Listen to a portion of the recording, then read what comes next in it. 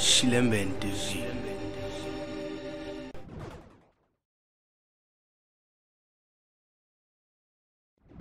Boa tarde, está a começar o programa Opinião Juvenil, que vai ao ar todas as quartas-feiras às 17 horas. Nesta primeira edição contamos com três comentadores que vamos dar um olhar aos acontecimentos durante a semana. Boa tarde, Elmo Xangola, boa tarde, Darcy Costa, Joaquim Marcal. Vamos começar por olhar aos fatos da semana, posteriormente vamos seguir com o tema escolhido para o debate de hoje. Começo por si, Elmo Xangola. Escolheu o tema da semana, os ataques perpetuados em Cabo Delgado. Muito obrigado. Muito boa tarde.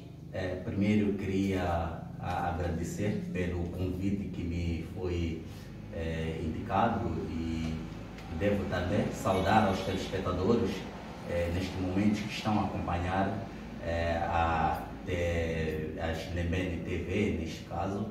E pronto. Tal como havia dito o nosso apresentador, trazemos aqui um tema relacionado com as barbaridades que estão sendo perpetuadas pelos terroristas em Cabo Delgado. Bom, se formos a analisar, observemos que estamos a falar cerca de 700 mil, não é? Pessoas, né, que são deslocadas dos seus pontos de origem para outros no sentido de procurar um sítio de refúgio. Estamos a falar de 2.000 mortes que estão a acontecer em Cabo Delgado. É uma situação muito triste, não é? É uma situação muito triste que nós vamos observando lá e que de facto estamos aqui para podermos analisar esse fato e ver de facto o que é que de facto está a acontecer lá. E devo dizer o seguinte, que precisaríamos de uma análise muito profunda daquilo que está a acontecer lá. E tem havido nos bastidores informações, não é? De várias maneiras, não é? Abordadas sobre aquilo que tem acontecido lá e que neste momento não temos uma resposta muito clara daquilo que está lá a acontecer. Se formos a observar internamente, não é? As televisões internas, não é? Os que estão frente das mídias, não é? Pouco trazem daquilo que está a acontecer lá, não é? Pouco trazem daquilo que está a acontecer lá e as televisões internacionais é que abordam muito mais o real, não é? O real daquilo que está a acontecer próprio em Cabo Delgado, em particular no distrito de Palma. E é uma situação muito triste, é uma situação muito triste. E vai lá o meu sentimento, não é? Para as crianças, não é? Para as mães que estão lá, não é? Para os homens, em geral, para todos que estão lá. E este conflito não só envolve Moçambique, mas sim é um conflito que já envolve vários países. Porque vejamos lá que existem também famílias que se encontram lá, não é? Estrangeiras, não é? Posso até falar em particular de Tanzânia, que também é um ponto de entrada, não é, para Cabo Delgado e que de certa maneira eles também estão preocupados. Não só, podemos tocar também em alguns países circunvizinhos. É o caso de Cabo Delgado, aliás, é o caso de, o Cabo de África do Sul, não é? É o caso de África do Sul.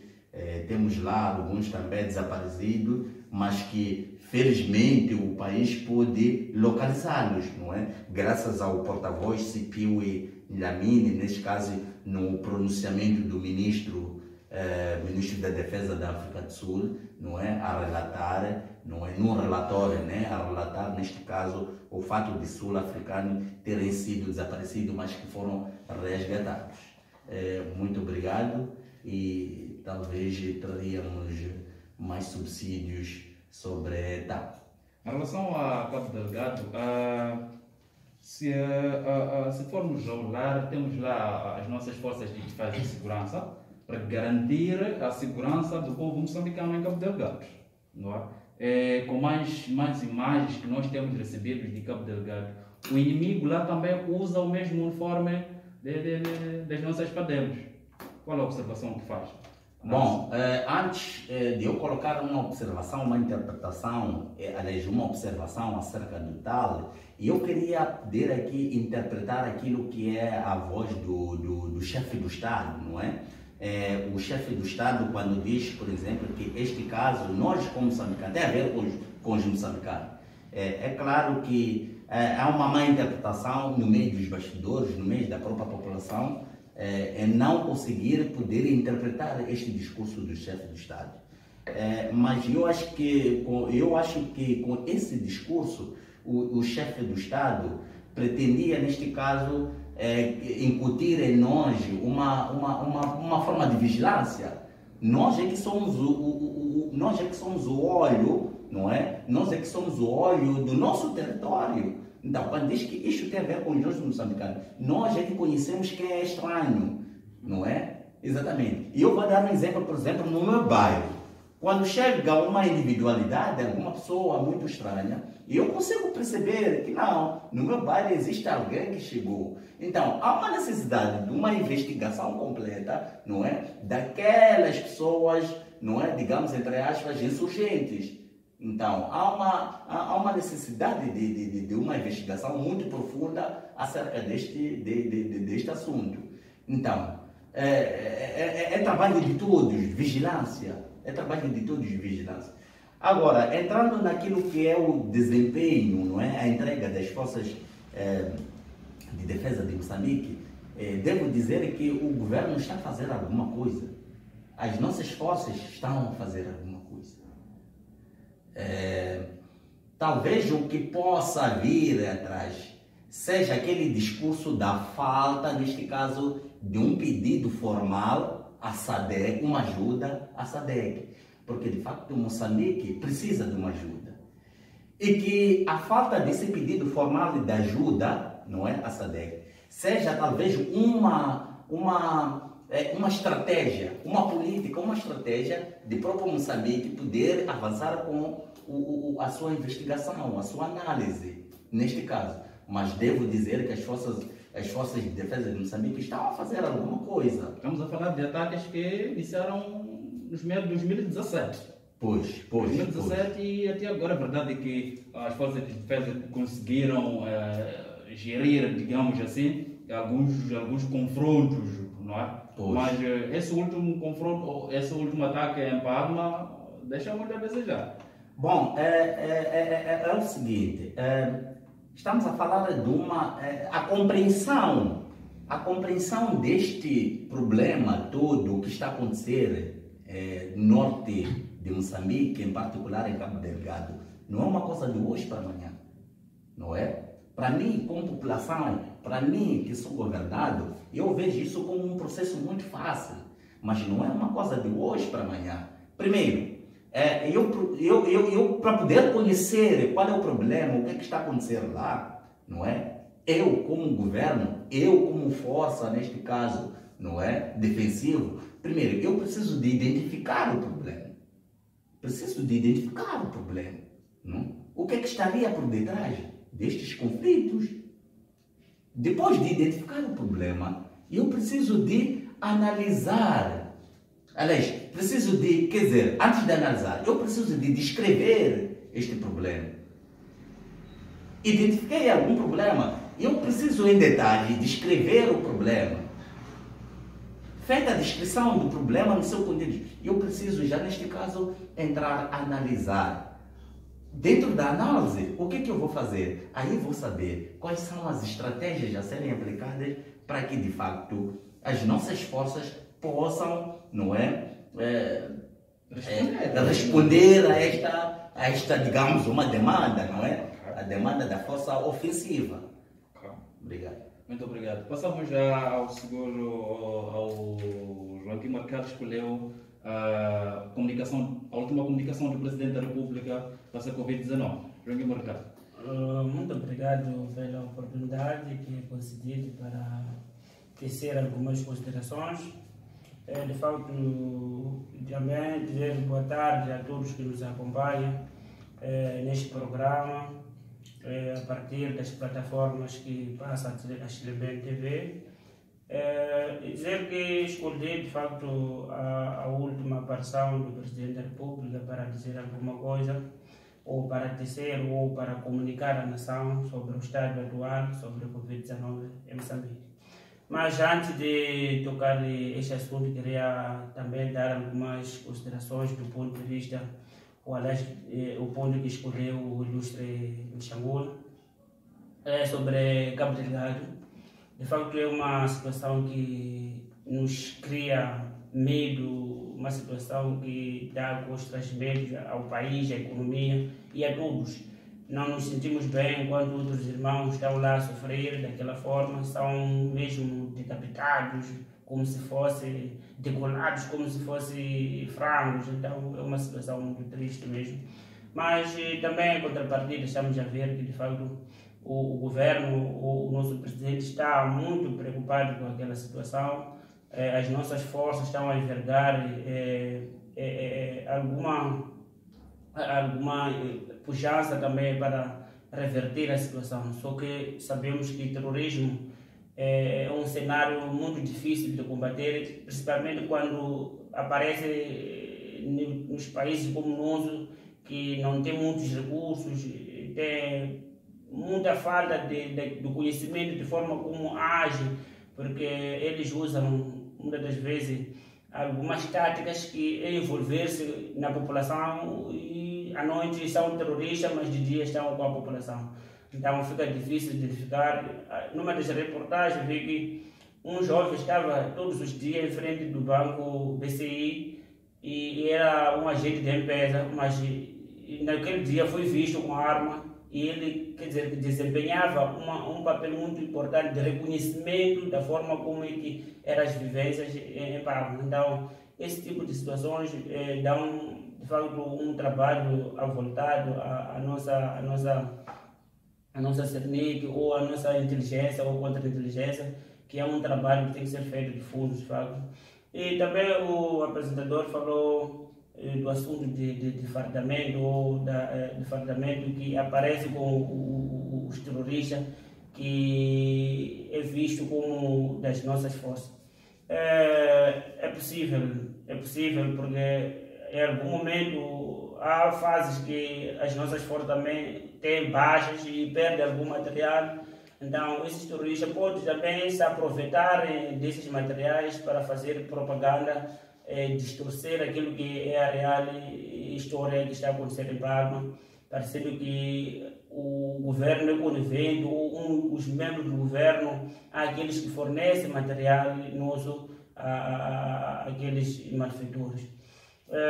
Mas também sabemos que o terrorismo é financiado com pessoas com fundos ou com muito dinheiro. Então eles também podem, em contrapartida, falsificar o nosso uniforme, até se calhar criar timbre de Moçambique, só que não sei se esses uniformes aparentam também ou apresentam os timbres, os símbolos da República de Moçambique em diversas partes que podia ser mais fácil de identificar. Mas quanto ao meu tema, que é a comunicação do Presidente da República à nação, eu vi que aquela aparição do Presidente foi à altura, de facto, porque precisávamos ter outras orientações, saber como que o país está mesmo se encontrar em relação ao Covid-19.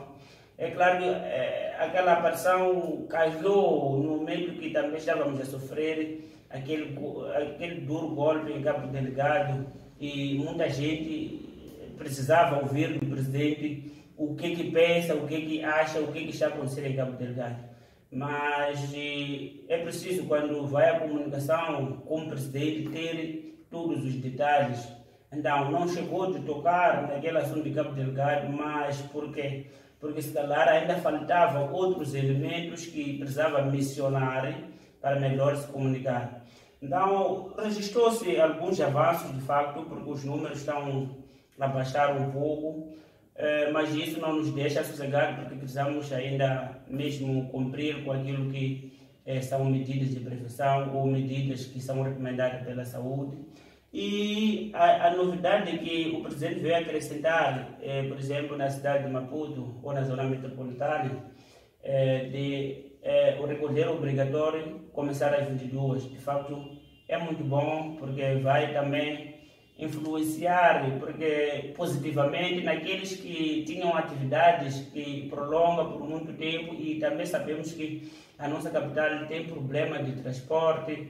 Então, são fatores que chegam a influenciar para que as pessoas não pudessem chegar em casa ou não cumprissem com aquilo que era o decreto presidencial.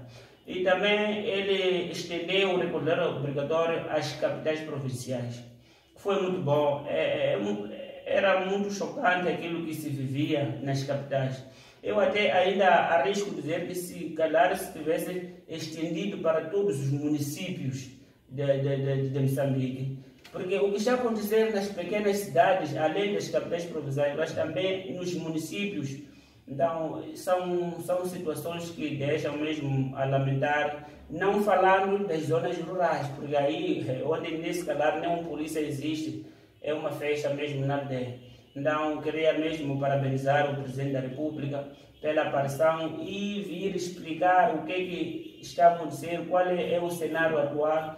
Mas eu, de facto, digo que se formos a cumprir conforme o Presidente pediu, porque este desafio é de todos nós, acho que daqui a alguns meses podemos ver o relaxamento de algumas medidas, de fato, para alavancar a economia e mudar outros cenários do funcionamento dos órgãos do Estado. Falamos da forma como agora a educação está se a comportar. É uma mudança brusca que está a criar algumas dificuldades para o funcionamento de algumas instituições. Então, muito obrigado. Queria mesmo dizer, ou pronunciar-nos nesse sentido sobre o tema que eu escolhi. Muito obrigado.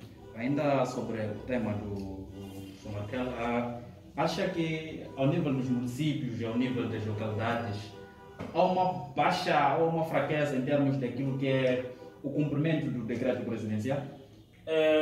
Muito obrigado, não tenho dúvida. Há uma mensagem que circulou muito nos links que dizia que a população finge que cumpre e as autoridades fingem que fiscalizam. Mas o coronavírus não finge, afeta de verdade. Então, há muito que se fazer pelas autoridades. Não digo que não fazem, mas há que mesmo voltar à base, rever as formas de fazer cumprir o decreto presidencial. Não só dar algum exemplo ali, dar exemplo, fazer cumprir, porque lei é uma lei. Ninguém está em cima da lei, todos estamos embaixo da lei. Mas por causa das nossas fragilidades, que os agentes são poucos, de apanhar com um puxa administrativo, só tem 1, 2, 3, 5 polícias, não conseguem eles girar em todo o sítio durante a noite, porque nem tem meio de transporte. São outros fatores que influenciam com que eles não consigam, de fato, fiscalizar. Mas queremos ver alguns exemplos onde eles estão mesmo, nas pequenas vilas ou nas sedes dos postos administrativos.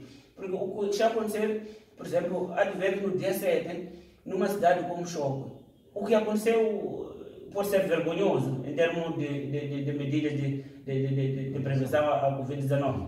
Aqui em Xilepene, sede, é uma vergonha o que aconteceu, mas temos agentes que estão aqui afetos e são responsáveis por fazer cumprir aquilo que são leis e são decretos presidenciais. As estruturas locais. As estruturas locais também, podemos dizer que são coniventes, porque acontece isso nos órgãos dele. Eu falo, por exemplo, do líder, do secretário dos bairros, todas as estruturas, até chegar mesmo às estruturas um pouco grandes a nível do posto administrativo. Diríamos que alguma coisa está a falhar na coordenação em torno deste assunto.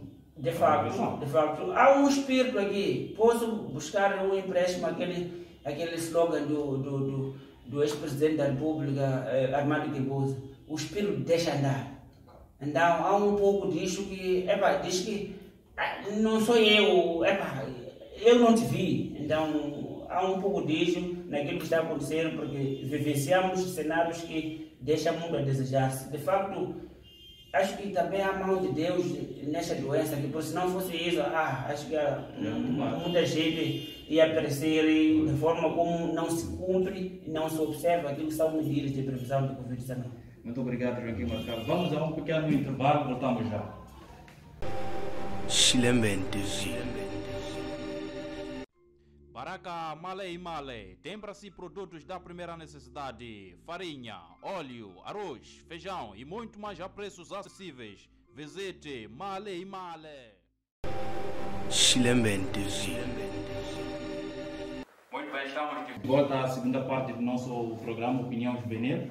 Desta vez vamos dar um olhar ao tema da semana, Darcy Cosa. Vamos escolher como tema da semana o papel da juventude no combate ao novo coronavírus.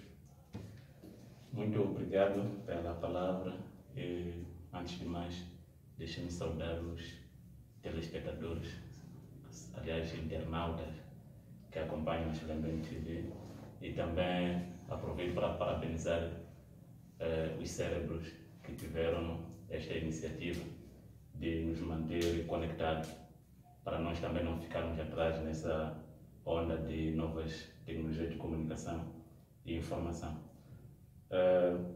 Antes de mais, queria também olhar um pouco para aquele que foi o tema do Mixangul. Primeiro, também manifestar o meu sentimento de grande repúdio perante esses ataques bárbaros que estão sendo cometidos em Cabo Delgado. Aquilo é um ato mesmo desumano. Arrisco-me a dizer que trata-se de um genocídio. Se falam assim, é muito mais para chamar a atenção da dimensão do assunto. Os ataques de Cabo Delgado são uma preocupação para todos nós, ainda mais como moçambicanos, porque são ataques de Cabo Delgado, como quem diz, mas aquilo é um ataque a Moçambique, é um ataque a todos os moçambicanos, e já vem se arrastando desde 2017. Podemos olhar para várias causas, conforme já adiantou o Mixangul, temos várias causas que podem ter propiciado.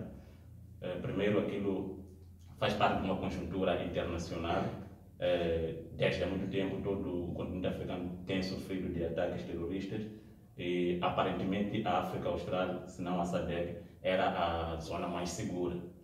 E o nosso país também, depois da assinatura dos acordos de paz, tivemos numa aparente calmia, e isso pode ter distraído, em parte, o nosso governo em investir como deve ser no assunto da defesa, razão pela qual temos ataques daquela dimensão que quase que não conseguimos repelir.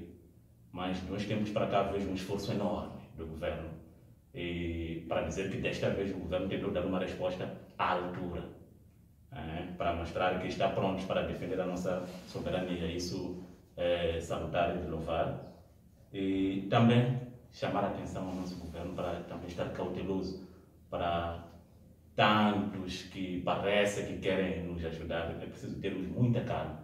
Nós estamos a sofrer e nos parece que quando o governo diz que não, isto aqui temos que sermos nós na linha da frente, parece que está sendo orgulhoso, mas não é bem assim. Há um cuidado que você tem que observar. Exatamente. Quando a ajuda é demais, é preciso desconfiar dessa ajuda. E nós temos visto em todos os países onde houve uma intervenção internacional para resolver esses assuntos, as consequências não foram agradáveis. Nesses países até hoje só vemos escombros. Casos de Líbia. Exatamente. Líbia, Iraque, companhia. É que aí estamos numa situação de que aquela pessoa que pretende ajudar, em algum momento acaba vendo algo que vai lhe beneficiar. E alguns dividendos que Moçambique, neste caso, tem que compartilhar. E aí há uma necessidade, uma investigação profunda, tal como eu dizia, que Moçambique, o governo moçambicano tem de implementar, procurar saber qual é o dividendo que aquela pessoa que pretende me ajudar pretende, não é? Não é simplesmente termos que formalizar um pedido. Exatamente. Não há nenhuma cooperação sem interesse. Ninguém vem te ajudar sem troca de algo. Por isso o nosso presidente está sendo muito cauteloso. Ele está de parabéns nessa questão. Está a lidar como deve ser com esta situação de Cabo Delgado. Agora, é difícil para tanta gente, tantas pessoas verem isso, porque estamos numa situação crítica. Mas ele está se dando muito bem. Agora, quanto ao tema do Markel, eu aqui logo irei aproveitar para fazer uma ponte com o meu tema, porque estamos no mesmo âmbito de Covid-19. E diria que o Presidente da República, mais uma vez, nos seus pronunciamentos à nação, quando ao Covid-19 também tem sido muito cauteloso. Tivemos um descarrilamento na quadra festiva que resultou num boom de casos, de mortes.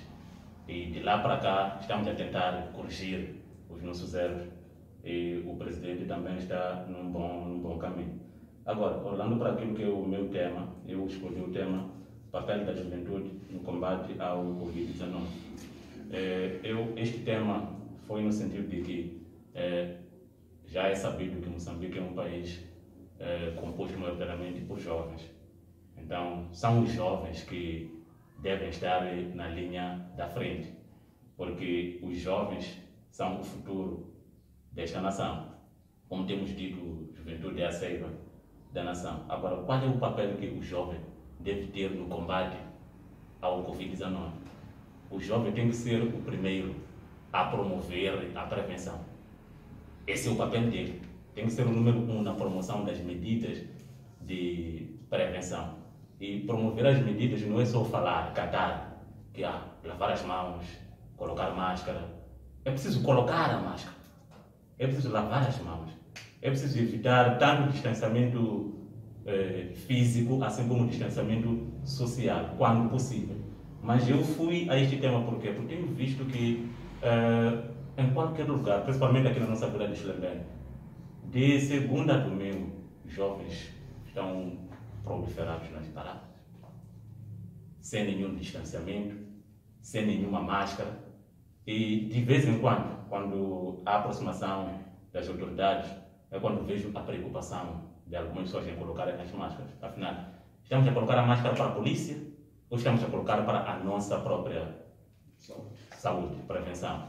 Então eu chamo a atenção aqui aos jovens, os meus pares, já que eu também estou nesse grupo, para que dê mais valor à sua saúde e não cumprir as medidas por medo das autoridades de repreensão. Cumprir porque está de acordo com a sua consciência e cada um de nós aqui tinha que ser vigilante.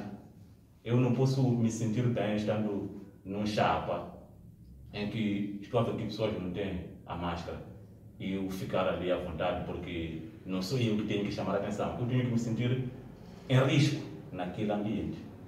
Então, falo nesses termos. Falando de chapa, estamos a falar do transporte semicoletivo.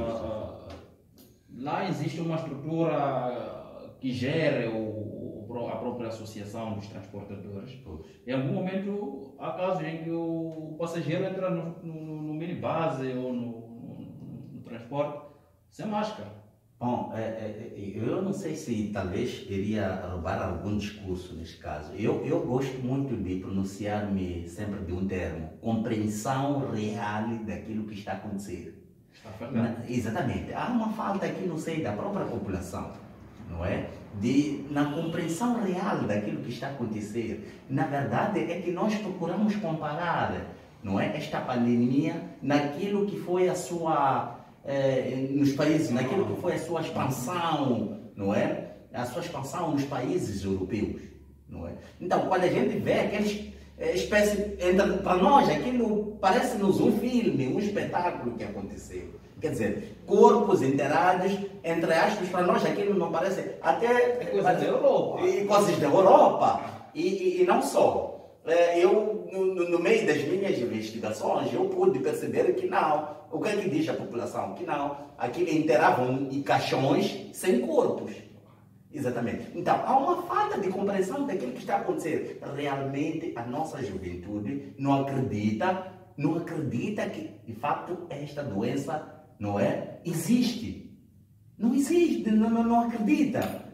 Não. A nossa juventude não acredita que esta doença existe. Então, há aí uma forma de relaxamento das medidas de prevenção da Covid. Já tivemos casos de jovens infectados?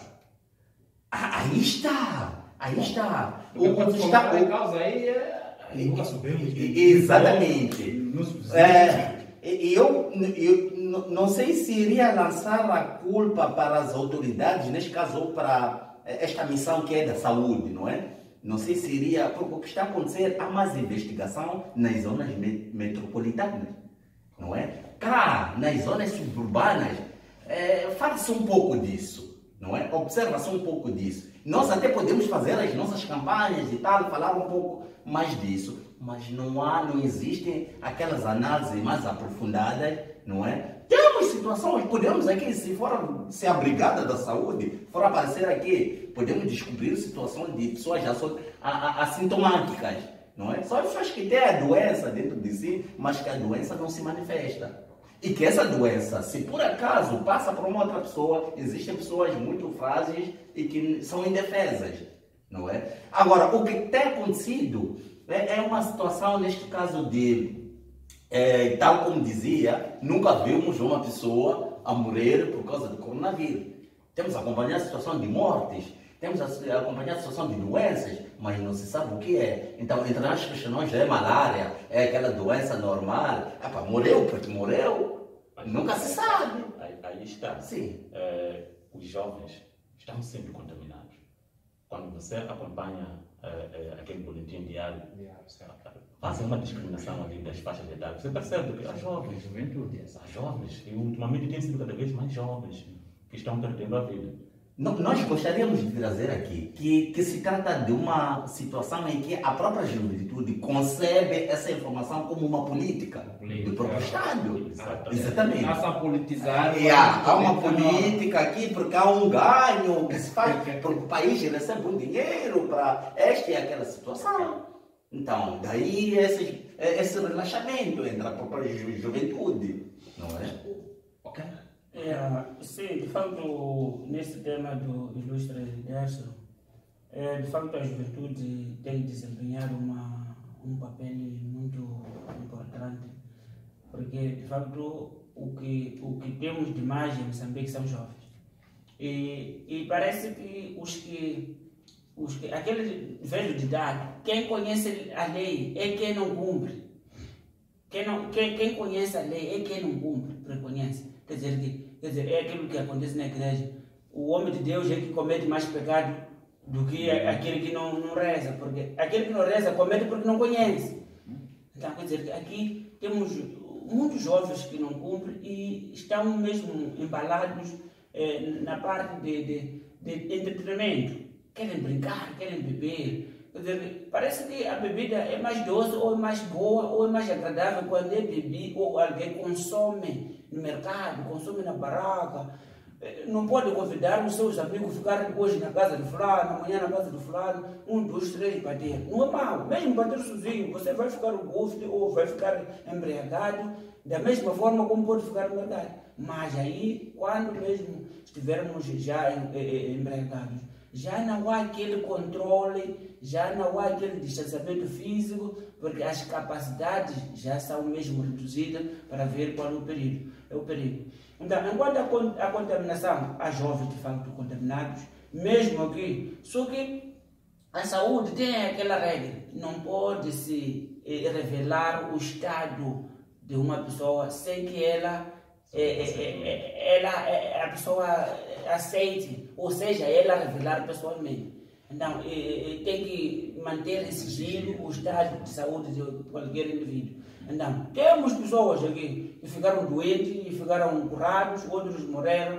Por isso que há de ver, desde quando apareceu HIV-Sida, nunca se disse num funeral que o fulano morreu de HIV-Sida, disse que esteve doente, morreu de doença. Mesmo hoje com o Covid-19, sempre há de ver que morreu de doença, não morreu de Covid, porque tudo isso, seja SIDA, Covid, malária, tuberculose, são doenças. Então, quando a pessoa é contaminada, não consegue sobressair ou não consegue vencer essa doença, no fim, morreu pela doença. Então, há muita gente, de facto, que está a morrer. Então, o que se quer, de facto, é aquele apelo que o colega Décio deu, que os jovens devem estar na linha da frente, ser os primeiros a cumprir.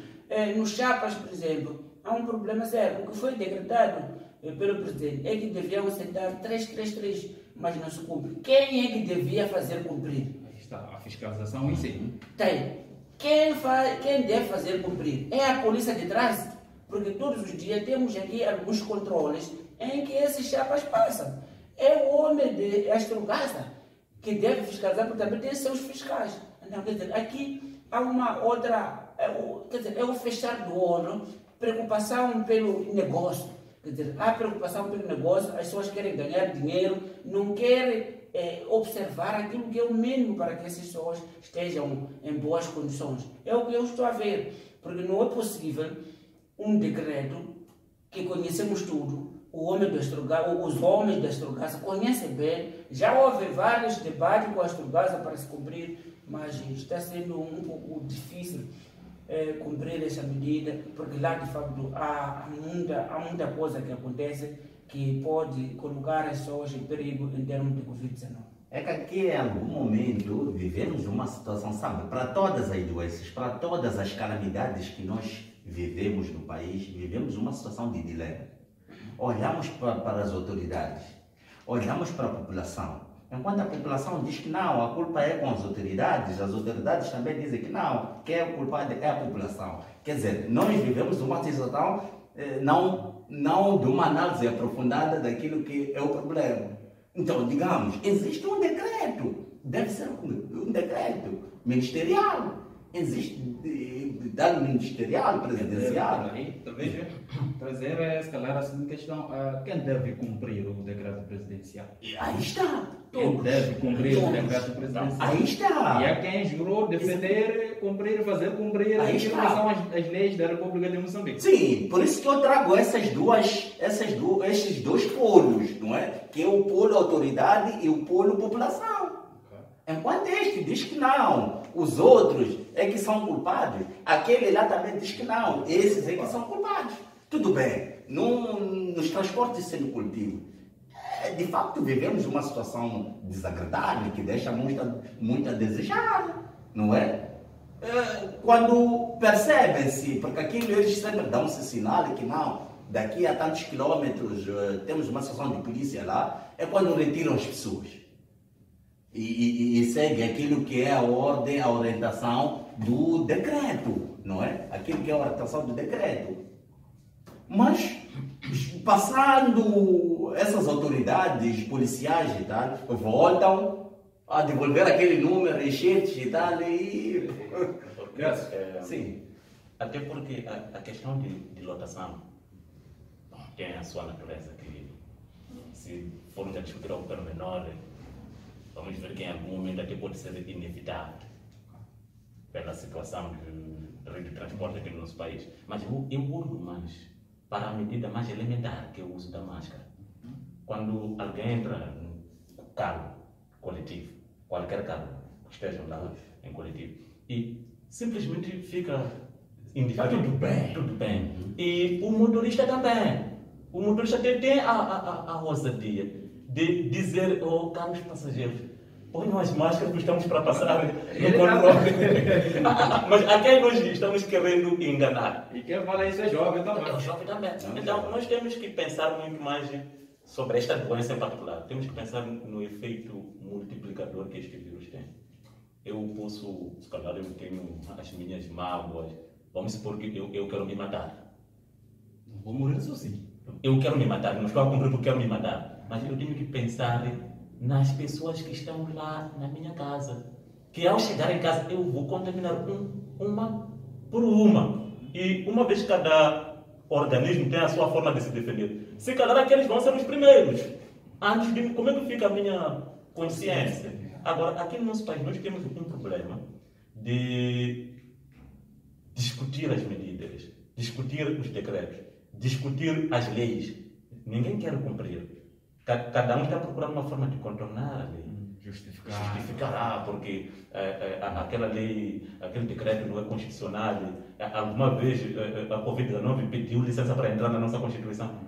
A Covid-19 é constitucional. Estamos numa situação de discutir um decreto. Aqui a questão não é discutir, temos que cumprir, senhores. O decreto tem que se cumprir, uma lei tem que se cumprir. Nós não podemos fazer estudo no sentido de querer discutir. Existem razões para que... Exatamente, tem que se cumprir. Lei é lei, deve ser cumprida. Mas há um outro ponto que a comunidade usa como escudo, mas que não seja nada mesmo a ver. é a questão de dizer, aquela doença é dos ricos, é dos chefes. O que está a acontecer? É que enquanto um chefe que é conhecido por todos morre, pode até se entender que morreu de Covid-19. E um Marquele que está lá, no esconderijo, ninguém lhe conhece. Quando morre, ninguém sabe que morreu o Marquele de Covid. Morre no anonimato. Morre no anonimato. E parece que a doença é dos ricos e é dos chefes, porque os chefes são conhecidos, os ricos são conhecidos. Mas essa doença mata todos. Isso é verdade. Então temos que levar isso mesmo a sério, que nós todos estamos em frente de uma pandemia que está para cefar qualquer um que aparecer para frente, que não cumpre aquilo que são requisitos mínimos para a prevenção dessa doença. Então, como diríamos que a juventude tem que estar na linha de frente no combate ao Covid-19. Isso está claro. Chamaríamos, se calhar, a atenção da juventude ao nível de Chile, que devem contribuir naquilo que é o combate ao novo coronavírus. Vamos sair a um breve intervalo. Voltamos para analisar o tema do dia, mas antes do tema do dia vamos dar um olhar ao 7 de abril. Muito obrigado.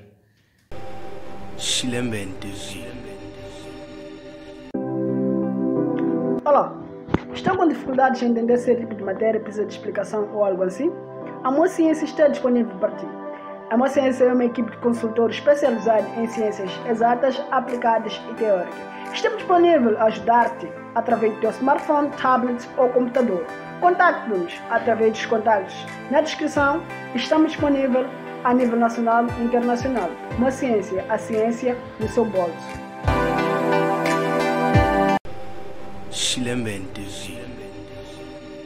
Estamos de volta à terceira e última parte do nosso programa Opinião Juvenil. Desta vez vamos dar uma olhada, ou vamos olhar a um vídeo que foi gravado pela equipa da Chilembente TV no dia 7 de abril, por volta das 22 horas. Delcio Costa, começo por você. Qual a análise que faz do vídeo? Olha, bom, antes de falar, uma vez que o vídeo trata-se do dia 7, permita-me, antes de mais, saudar as mulheres pela passagem de 7 de abril e também chamar a consciência para que continuem com o seu papel de pilares desta nação.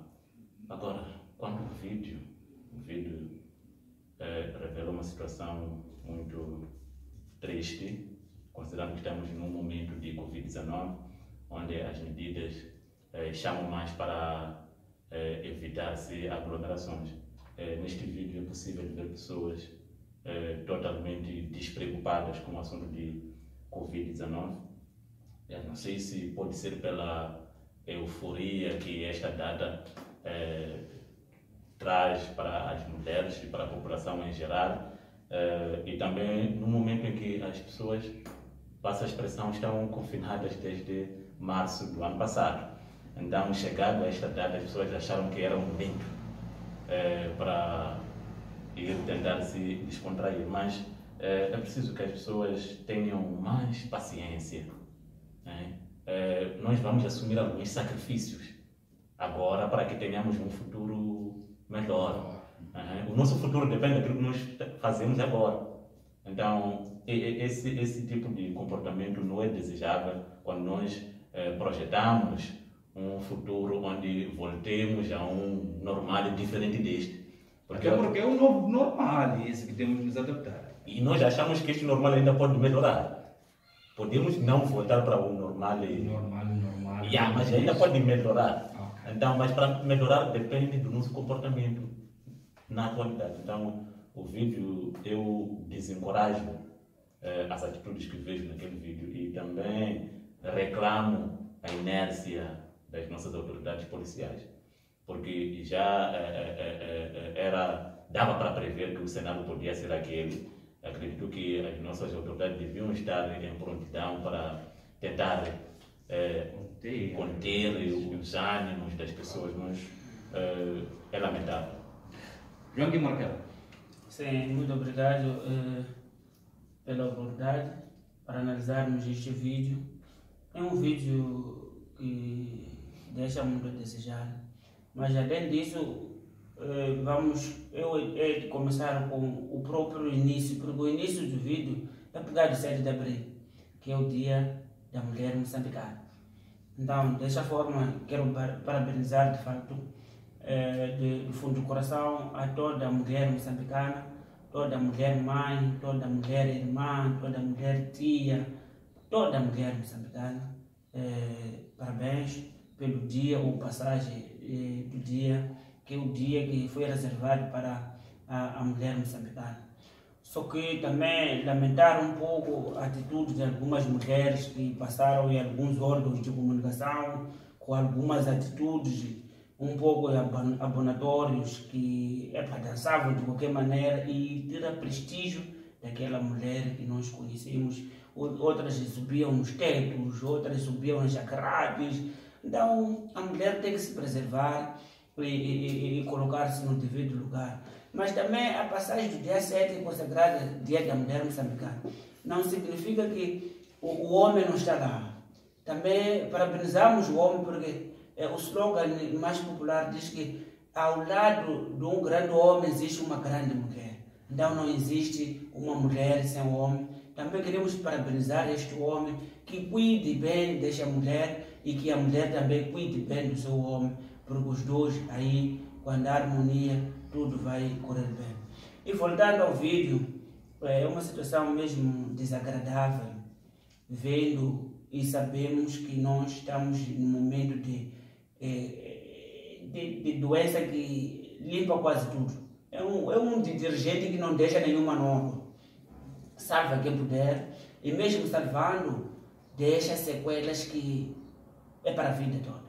Então, aquele cenário do mercado foi mesmo... Tira nos comentários, porque as pessoas se comportam como se fossem, desculpa a expressão, selvagens. Selvagem, porque selvagem na selva não há respeito, só reina quem é mais forte. Então não podemos nos comportarmos assim, precisamos saber que a vida é nossa e só existe uma vez, só existe uma vez, e se perdeu uma vez era para sempre e deixa vazio. Só me lembro daqueles chocozelos aí de moçambicano Huancano, moçambicano Huancano, deixa com aquele que precisa. Então, deixa muito a desejar. Então, quer dizer, parece que o moçambicano é aquele que não quer fazer nada de bom. Que nega tudo, mesmo para o seu bem, nega tudo. Então, quanto às autoridades, é só lamentar, de facto, porque é um cenário que passa mesmo, posso dizer, nas barbas da própria autoridade. Porque a autoridade está aqui, vive aqui na vila. Aqui. E acredito que no dia 7 eles não se esconderam, também estavam a ajudar ou a garantir a segurança para que as mulheres passem de melhor forma o seu dia. Então, teriam visto esse cenário, teriam feito alguma coisa, não para resolver, mas para minimizar a situação, porque de facto foi um pouco exagerado. Muito obrigado. Hélio Xangula, qual é a análise que faz do vídeo? Bom, muito obrigado. Eis aí o vídeo, podemos acompanhar e tal. De facto, é uma situação mesmo catastrófica. Mas antes disso, queria desejar às mulheres, dizendo que cantemos com alegria, neste caso, 7 de abril, não é? O dia consagrado à mulher moçambicana. Estão de parabéns.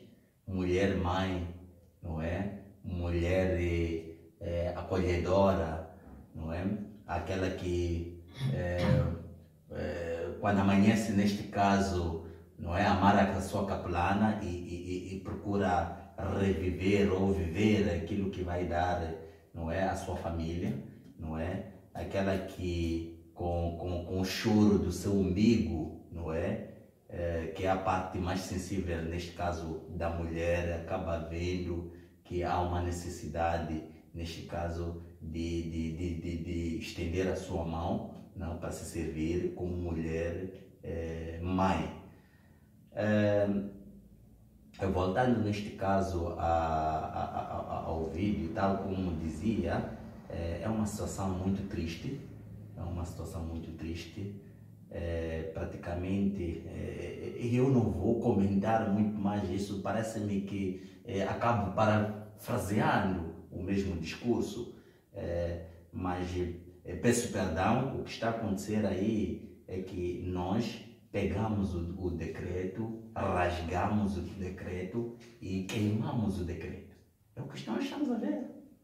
Eu não vejo nenhum comentário, porque aí há medidas totalmente de relaxamento, há situações de relaxamento quanto às medidas de prevenção.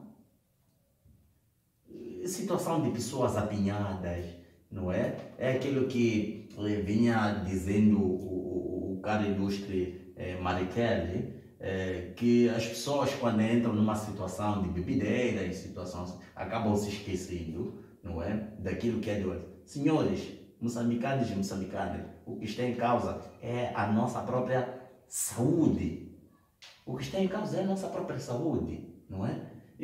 Mas para nós, como ninguém morreu, ninguém fica doente, é uma política e se isso é entre os governantes, então ficamos totalmente relaxados.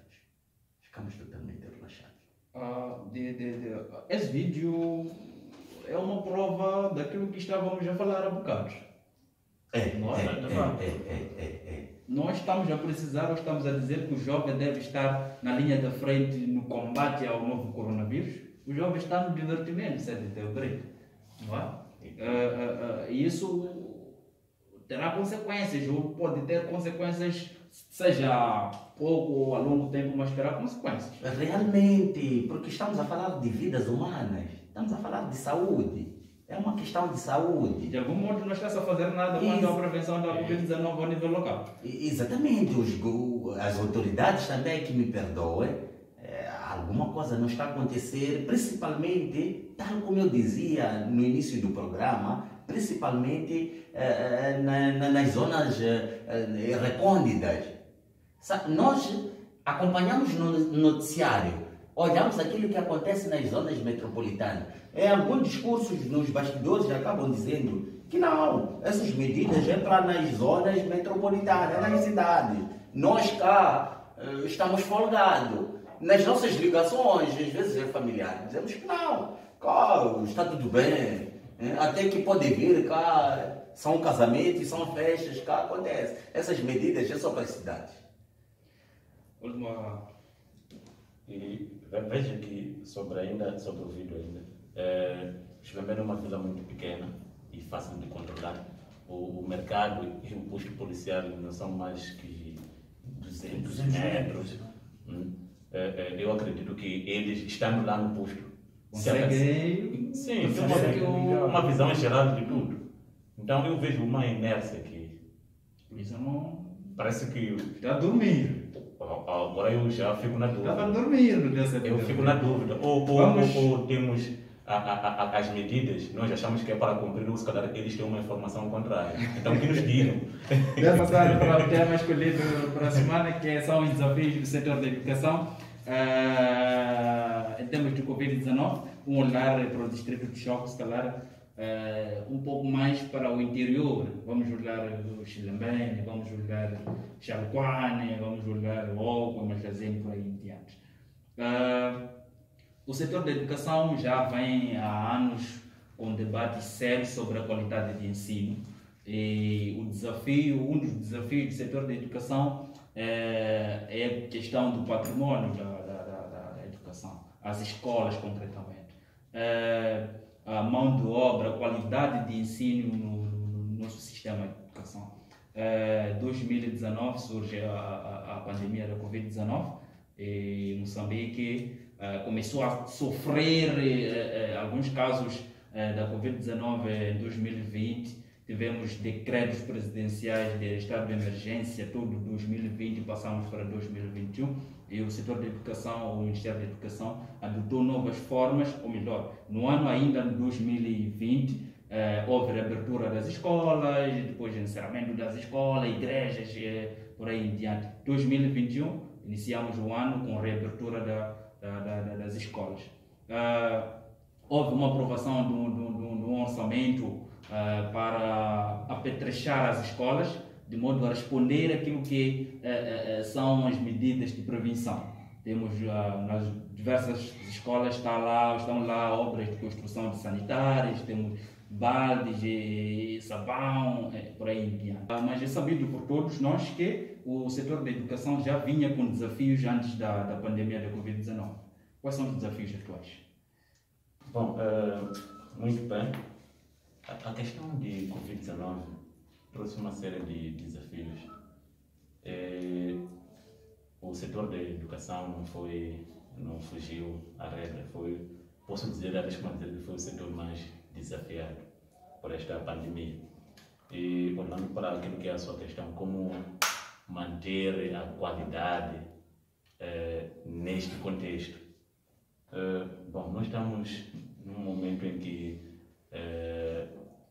as crianças diminuíram os dias de frequência na escola, mas, sobretudo, ainda devem garantir o cumprimento dos programas de ensino. Tudo que foi programado naquela classe ainda deve ser lecionado. E também tem que se olhar ainda para a classe anterior, aquela que sofreu a tal passagem automática, tem que se dar um olhar para aqueles conteúdos. Então, tudo isso deixa um enorme desafio e chama ao setor da educação para se reinventar. Acredito que agora não temos especialistas para este cenário. Todos nós somos especialistas. Por isso somos chamados cada um a dar o melhor de si para termos uma melhor saída. Agora, é inegável que a qualidade vai ficar um pouco crispada com esta situação. E numa situação em que na nossa educação em Moçambique parece que nem todos os setores estão comprometidos, porque se houvesse comprometimento nada ficava abalado. Setores em que sentido para falar daqueles setores ligados ao processo de ensino-aprendizagem, professor, aluno, conteúdo, mas eu acrescento mais um aqui, o próprio encarregado, o papel do encarregado. Essa situação do aluno ultimamente ir apenas 2 dias à escola. Cada disciplina, na maior parte das disciplinas, só estuda uma vez por semana. Então não significa que o aluno deve estudar necessariamente uma vez por semana. O que acontece é que ele vai à escola ter contato com aquela disciplina uma vez, mas o estudo esse deve continuar em casa. Agora, se aqui realmente haver um envolvimento dos pais e encarregados de educação, podemos manter a qualidade. Agora, o nosso aluno, ele só estuda, bom, para não fugir à regra, aquilo que podemos dar nas medidas de prevenção, ele também só quer cumprir quando o professor está lá. Quando o professor não está, ele também está num relaxamento. Parece que está a estudar para o professor, enquanto está a estudar para ele mesmo. Então, nesse cenário, o Covid-19 vai nos trazer um pequeno retrocesso naquilo que é a nossa qualidade do ensino. Discutia-se sempre a questão de qualidade, mas até um certo padrão do ensino tinha a sua qualidade. Então, essa qualidade que tínhamos, eu acredito que vai regredir. Exatamente. Como dizia o Décio, a nossa qualidade de ensino vai regredir. João Guimarães, antes da Covid-19, uma das questões era as infraestruturas das escolas. Temos crianças ainda a estudar embaixo das árvores. Sim. Temos crianças que é o primeiro ano na escola. O professor, em algum momento, precisa estar preparado para gerir as crianças no meio da sala. De facto, é o que está a acontecer. Eu posso classificar este cenário atual do país a uma situação de perda de alguém, perder vida numa família. Nunca a família está preparada para perder alguém, mas depois de ter esse cenário, tem que se reinventar e procurar o que deve fazer. De facto, o nosso sistema de educação não tinha infraestruturas completas para albergar os alunos que tinha naqueles moldes, até na turma que ia até 50, 60, 70 alunos. Era era quase forçar os alunos a estarem lá. E agora, cada turma tem que ter no máximo 30 alunos. É um desafio acrescentado, acrescido. Quer dizer, a educação foi encontrada em contrapé. De facto, vou buscar o processamento do colega Dersa quando diz que a educação tem vários fatores que contribuem para que haja qualidade. Busco a expressão do saudoso Samora Machel, que dizia: a educação começa na família, não é só na escola, começa na família, que é a instituição de socialização. Então, quer dizer o quê? Quero dizer que a educação agora tem esse desafio, em que é chamado a atenção, ou chamado o próprio encarregado, o próprio aluno, o próprio professor, a própria instituição e os documentos normativos. Agora o cenário é de trabalhar de segunda a sábado. O professor está lá. Todos os dias tem que estar lá. Eu falo assim, não estou a dizer que todos os professores estão na escola todos os dias. Mas sim, alguns, por causa da situação ou das disciplinas que estão a lecionar, são obrigados a estarem lá. Imagine, por exemplo, que está a falar na primeira classe. O aluno está a entrar pela primeira vez. Não. Vai 1, 2 dias, vai até no sábado. O terreno só é cultivado quando está preparado para cultivar. Então, quer dizer, o desafio está também para os alunos acrescidos. Falamos de 8ª, 9ª, 10ª classe, 12ª. Aqueles que já entendem um pouco, que até chegam a fugir da escola. Acham que ir à escola é para agradar o pai ou agradar o professor. Aquela música dos coronas, a poesia de Baleca Cama. Então, quer dizer que temos de facto aqui que nos reinventar como setor de educação em Moçambique para ver o que podemos fazer. Mas a qualidade, é claro que se não há envolvimento de todas as camadas envolvidas na educação, não vai subir. Vai de facto regredir, porque primeiro, o aluno tem que estar preparado para aprender. O aluno tem que estar preparado para aprender nesses modos. Por exemplo, o curso noturno, que há de ir num sistema à distância. Há de ir 2 sábados em cada mês. Então, há de achar que os restos dos dias é para viajar. Então, para aquele distraído, há de achar que é para viajar.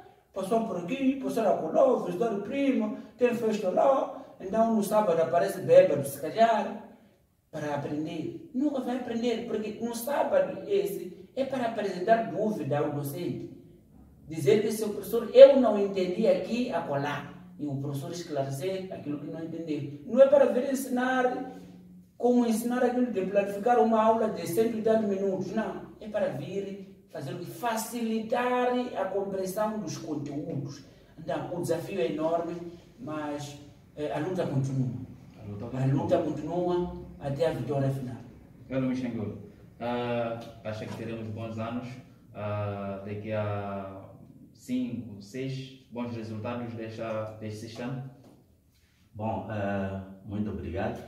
Quanto a esta questão da educação, e antes de responder à sua questão, queria também juntar-me ao Ministério de Educação e Desenvolvimento Humano e procurar parabenizá-lo, porque há um trabalho que está sendo muito feito, não é? Há brigadas a nível nacional, não é? Há inspetores a nível nacional, sempre que vão procurando perceber, de facto, o que é que está acontecendo. Isto nós temos verificado nas escolas. As escolas vão recebendo essas brigadas e, de facto, o pouco localmente que vai se fazendo, vai se observando neste caso. Nós aqui estamos a falar de uma situação em que temos a educação inclusiva, patriótica e de qualidade. Bom, eu não vou procurar detalhar aí, se calhar eu não vou pegar cada item, mas queria tocar um pouco sobre a questão da educação inclusiva. Há um problema que está a acontecer, não é? Um problema muito grande que está a acontecer, quer dizer, que esta pandemia acabou nos metendo numa situação em que temos que viver mesmo assim, procurar qual é a linguagem que podemos trazer, conformarmos com essa situação e sabermos viver da forma como esta pandemia... Estamos encurralados. Exatamente, temos que aprender a viver assim. Então, a única coisa que deve acontecer é procurarmos métodos, estratégias de como esquivar dessa pandemia.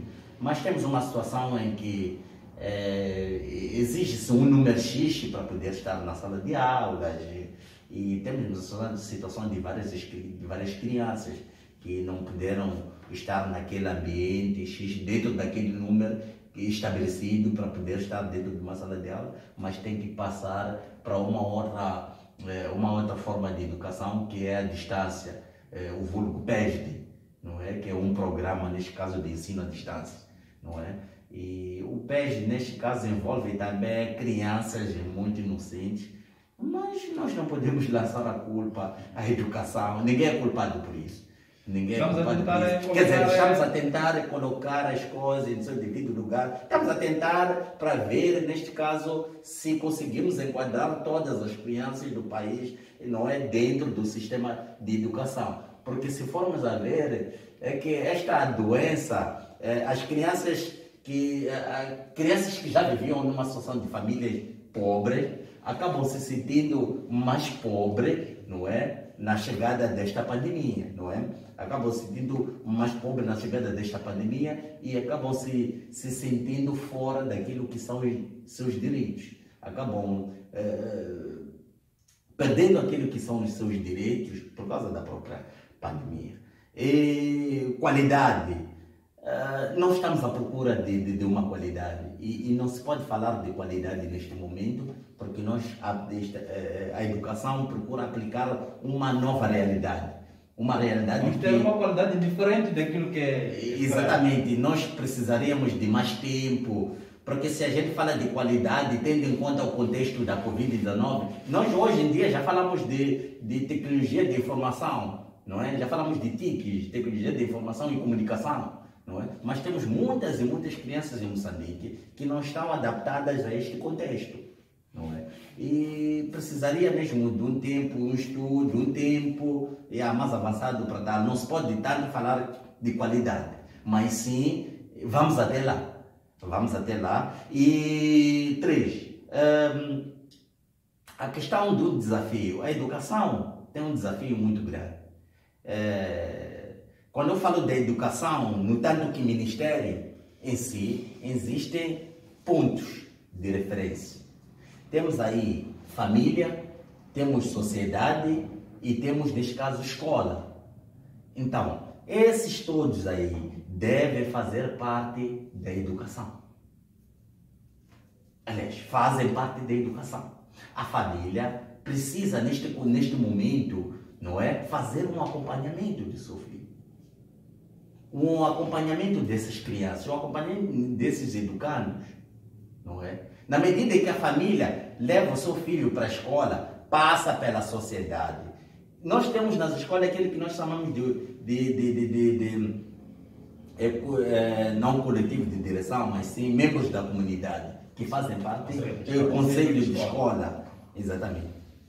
Temos o conselho de escola, não é? Que vai velar, neste caso, praticamente a família entrega a sua criança neste conselho da escola. E o conselho da escola também é responsável para poder fazer este acompanhamento. E é o conselho da escola que entrega a criança nas mãos da escola. E a escola também vai fazer a sua parte.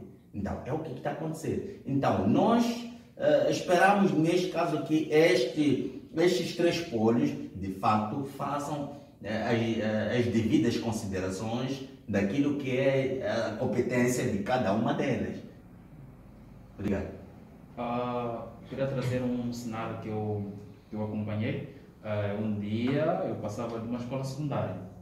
No período das 12, está lá uma equipe para garantir a medição da temperatura, aquelas questões básicas para ter-se acesso à escola. Por uns 30 ou uma hora de tempo depois, aquela equipe desaparece. O aluno entra, sai.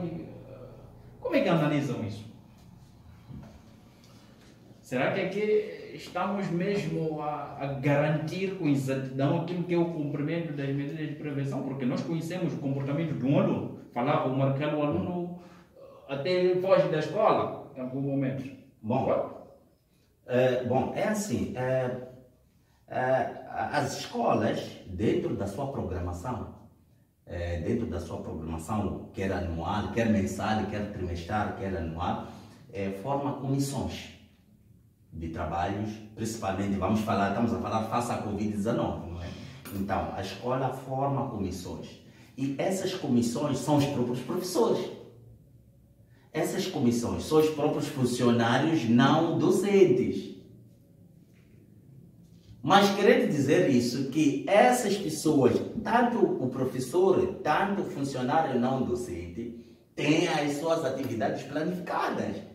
Mas que essas comissões são criadas no sentido de garantir, neste caso, a segurança e a prevenção, não é, da pandemia. Então, o que tem acontecido? Imagina, escalamos uma comissão ligada à medição, neste caso, da temperatura.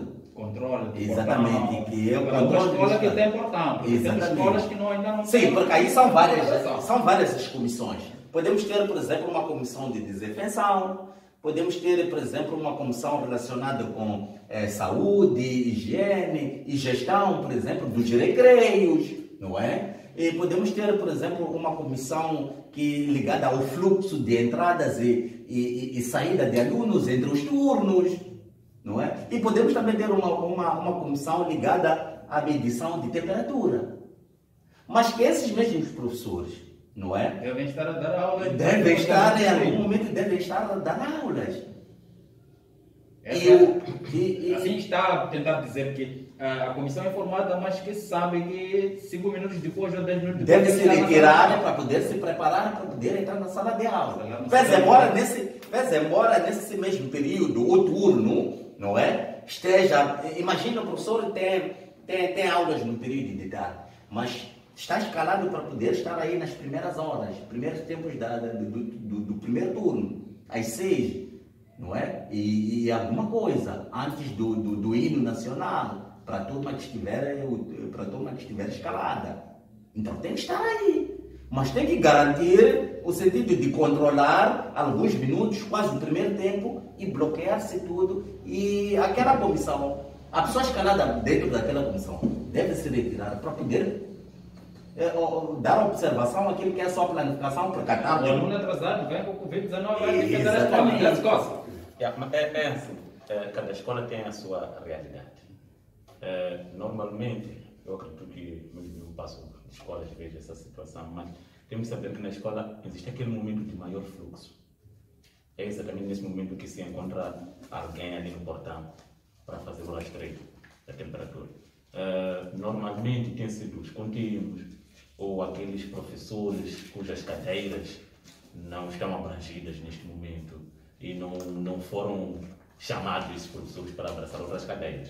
Então, quando passa aquele momento do pico, que pode ser nesses 30 minutos, é normal que o professor puxe uma cadeira sempre numa sombra. É estratégica para controlar o fluxo. Os alunos, quando chegam, já sabem que devem passar dali. Porque uma coisa que é dita sempre na concentração. Então, ter passado só e verificar no portão não basta. Sem isso querer dizer não estou querendo negar que possa acontecer. Bom, é um ser humano, né, que está lá. Pode ter alguma necessidade qualquer e sair. Mas essa situação mesmo a mim me inquieta. Por exemplo, saindo da escola.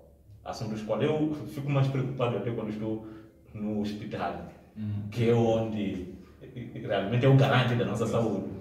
E entro no hospital e ninguém me mede temperatura. Só caso vamos analisar nos próximos dias. Bom, então, mas eu só queria discordar numa situação, só é pouco tempo, não é? Eu só queria discordar a questão de a gente enquadrar professores, não é? que pertencem àquelas cadeiras profissionalizantes, neste caso nessas atividades. Mas temos que olhar também nas habilidades, porque nós temos muita falta, a demanda é muito maior. Então, há enquadramento desses professores em algumas disciplinas, estamos a falar de habilidades, não é? Há professores, exatamente. Foi por isso que eu disse que a escola tem a sua realidade. Há escolas que aquele professor de cadeiras práticas profissionalizadas não faz muita falta nas outras cadeiras, por isso que ele fica normalmente ali no ponto. Mas ainda queria deixar um ponto só sobre esta história de Covid-19 e aulas. O cenário da educação mudou mesmo antes de Covid-19. É uma coisa que os encarregados devem perceber. Nós já passamos daquele período em que o professor era o centro da aprendizagem, tinha que chegar na sala, despejar tudo. Dos tempos para cá, nas metodologias modernas, chama-se mais atenção ao papel do aluno e do próprio encarregado. Então, esta realidade de o encarregado ter que se empenhar mais com o seu educando em casa, não é só de Covid-19. Mesmo se ultrapassarmos isto, o encarregado tem que ter em mente que é a sua função. Muito obrigado.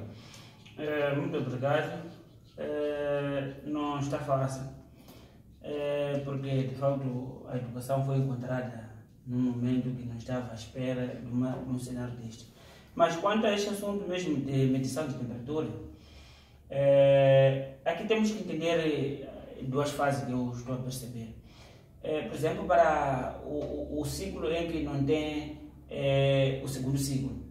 Estamos a falar, por exemplo, da oitava, nona, até décima. Para o ensino secundário, temos a primeira, a segunda, a terceira, a quarta, até quinta. No ensino primário, temos a sexta e a sétima. Não temos aquele modelo de o aluno assistir por disciplina. Quer dizer, a disciplina é independente das outras. Então, quer dizer, as disciplinas são contínuas. Então, é um grupo, são blocos. Por exemplo, vamos falar da oitava classe, tem que assistir N cadeira por dia. Então, quer dizer, quando chega a um momento do horário, por exemplo, a entrada das 6, então o agente que está responsável pela medição de temperatura tem que estar lá. Mas não é fácil, por exemplo, até 9 horas ainda chegar aluno para entrar. Então, o que pode acontecer é o aluno estar lá, ver falta do material, pedir sair e voltar. Então, isso aí vai ser controlado. Mas em algum momento não é possível não falhar alguma coisa. Há algum aluno que escapa, essas coisas todas, mas sempre na tentativa de melhorar a forma de trabalhar. De facto, aqueles que são da 11ª, 12ª, há um outro cenário, porque pode ter um último tempo que vai assistir a história. Ele vai chegar às 16. Então, aí também são modelos que ainda estão sendo estudados e também está-se a verificar esse assunto, como é que deve se ultrapassar para um aluno que só, por exemplo, tem um último tempo e é a única cadeira que está a chegar. Então, qual é a saída? Mas muitas vezes, de facto, naquela hora para a entrada de fluxo dos alunos, sempre os destacados para a medição de temperatura estão lá para medir e orientar.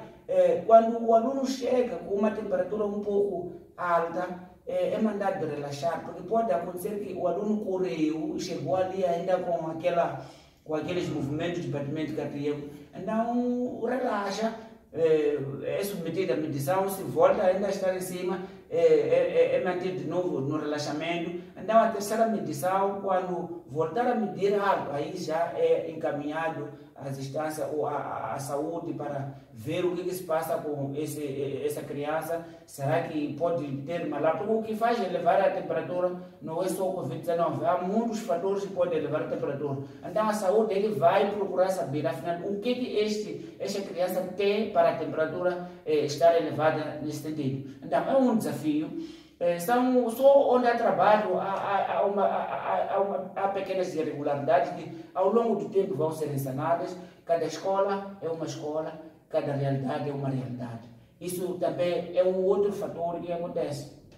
É um fator que contribui também para esses pequenos erros que podem acontecer neste início. Só temos um mês, se calhar, a trabalhar com este modelo. Ninguém conhece, ninguém sabe, então estamos a tentar implementar, como dizia o presidente, o fundo fuma é que fuma. Então, estamos a aprender a usar este modelo, porque é assim como podemos aperfeiçoar.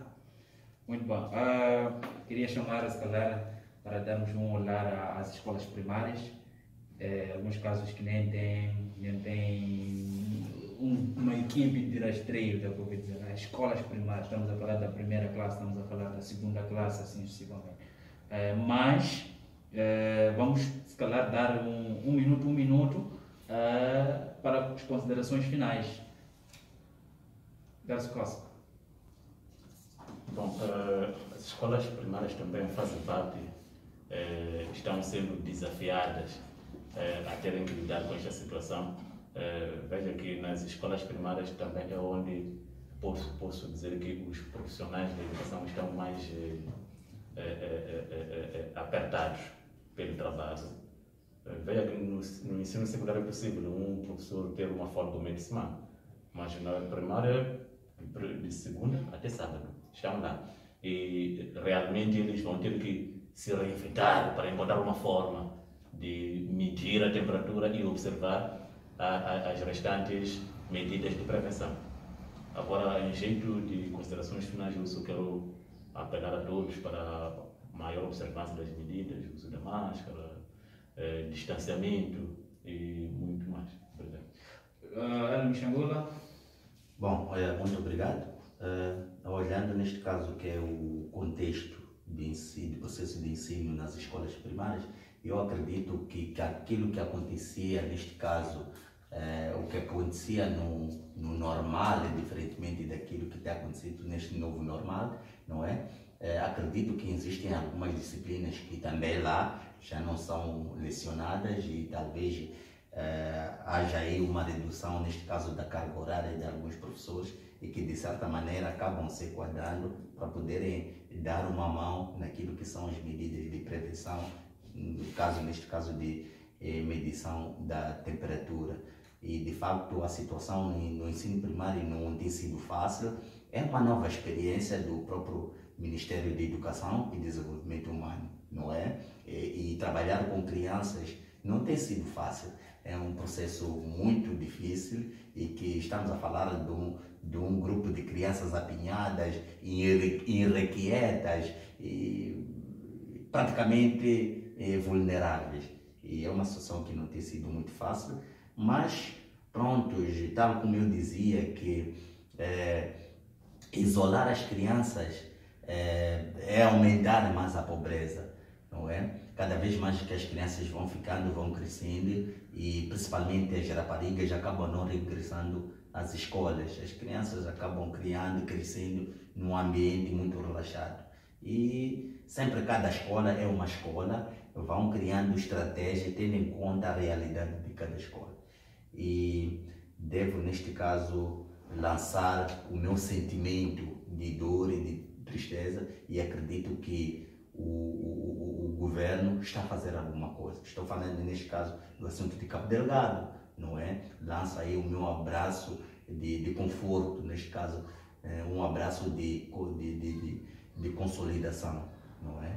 E apelar também um pouco de responsabilidade aos jovens, não é? Um pouco de responsabilidade. De facto, se a gente não vê alguém a cair, não é? Porque de facto o Covid-19 nunca se sabe e precisamos um pouco, precisamos de um pouco de responsabilidade naquilo que são as medidas de prevenção. E muito obrigado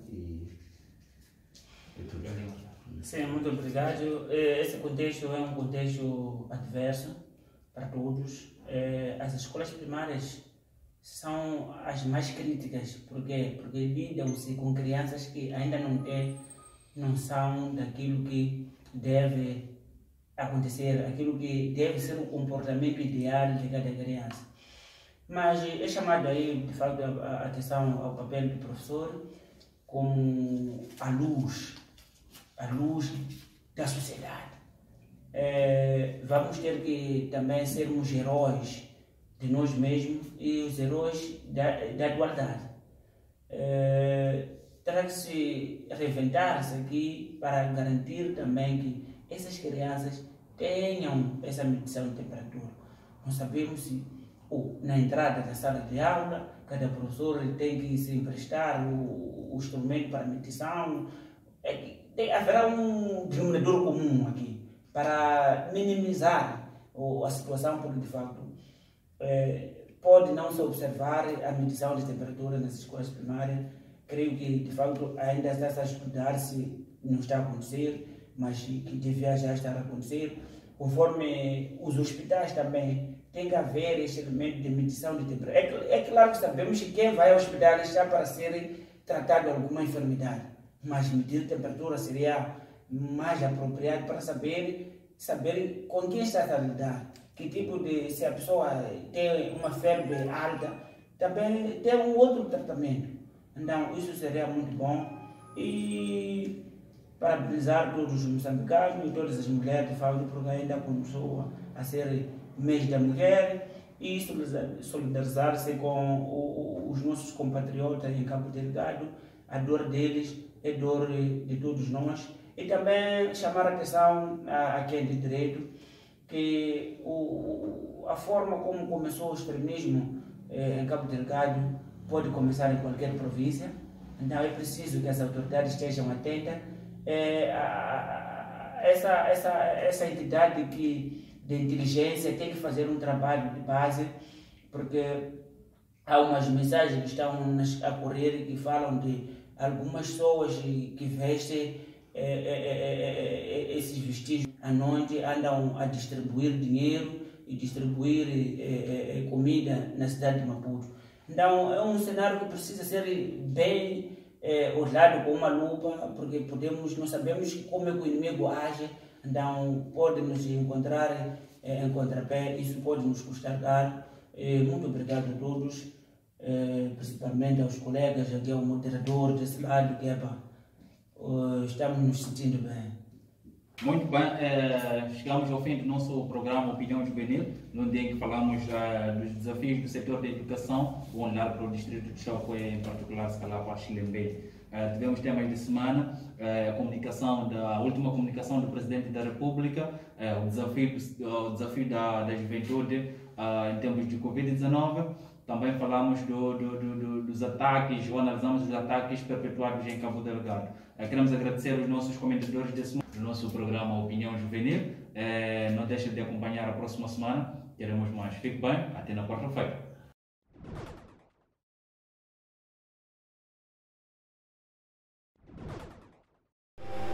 Xilembe TV.